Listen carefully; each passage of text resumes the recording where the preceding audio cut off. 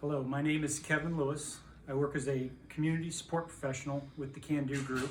And previous to coming to work with Can Do, I spent 30 years working as an athletic trainer and strength coach. And today I'd like to spend a little bit of time sharing some information in regard to safely starting an exercise program.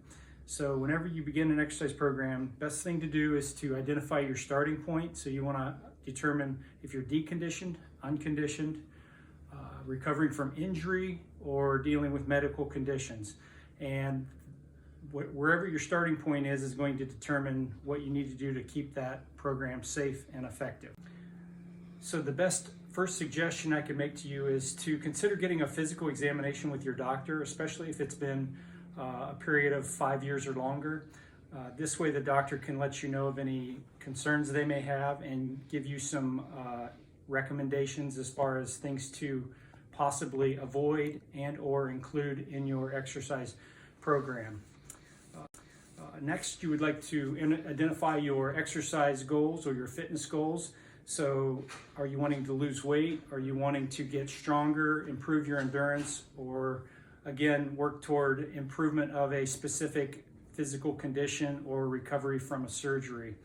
So if you're starting from a deconditioned point, that means you have never exercised before, and so you're going to take this program much slower than you would otherwise. Unconditioned would indicate that you've been in shape before, been fit before, but have lost that fitness level, and so you can start at a little higher point. With surgeries and injuries, you're going to be specific to that condition as far as what you're going to start with. In regard to safety tips, I'd like to encourage you to start with a warm-up. Basically what this is going to do is indicate to your body you're getting ready to do something more strenuous. It doesn't have to be very long and it doesn't have to be very sophisticated. So it can be simple calisthenics, jumping jacks, it could be marching in place, it could be a little bit of light stretching. So you don't have to get too involved with it, but something 3 to 5 minutes just to give your body an idea that you're getting ready to exercise. In regard to increasing your exercise protocol, you want to use the 10% rule, which means you're going to increase the time or the duration no more than 10% each week. So if you're exercising, say for 30 minutes, 10% would be 3 minutes. All right, so that's how you're going to do that as far as gradually increasing your intensity. You want to pay attention to your body, listen to your body. So if you're having excessive soreness, if you're having any other types of pain that you might want to key into, you want to listen to your body, take a day off as necessary to make sure that you stay healthy throughout the start. Also, you want to take breaks as needed to make sure that if you get over fatigued that you are getting a little bit of recovery during that workout.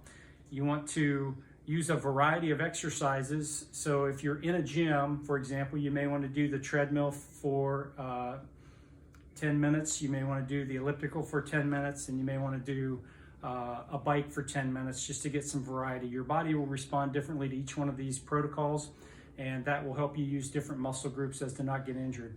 If you're doing weight training, you'll want to use exercises for all body parts. So back exercises to match up with your chest, or your pushing exercises.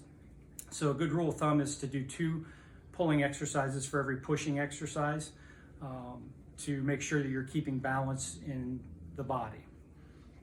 And another tip I like to leave with people is to consider doing 3 extra minutes per workout. So if you did 33 minutes instead of 30 minutes, you'd pick up an extra 15 minutes a week of exercise if you were working out 5 days per week. So that's a little tip to kind of help you mentally get over some things, as well as if you miss a day, you're not going to feel so bad about that because you are getting a little bit of extra time. So keep it very simple.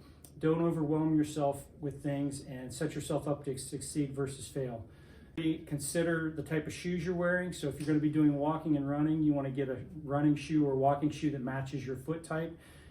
That being, if you have a flat foot, a high arch, or a normal arch, that shoe will be differently. If you're going to participate in court sports, Basketball, tennis, you want to make sure you have a good firm shoe for that. If you're going to be on the trails, use a cross trainer or a trail type shoe. So that's very important. Most people don't know this, but most of the bones in your body reside in your feet. So you have to take care of your feet in order to keep your body healthy. One last tip that I will leave with you is to consider exercising for your body type. And most people don't understand what that means, but there are basically 4 different types of bodies. There's a thyroid body type, there is an adrenal body type, there's an ovarian body type, and there's a liver body type.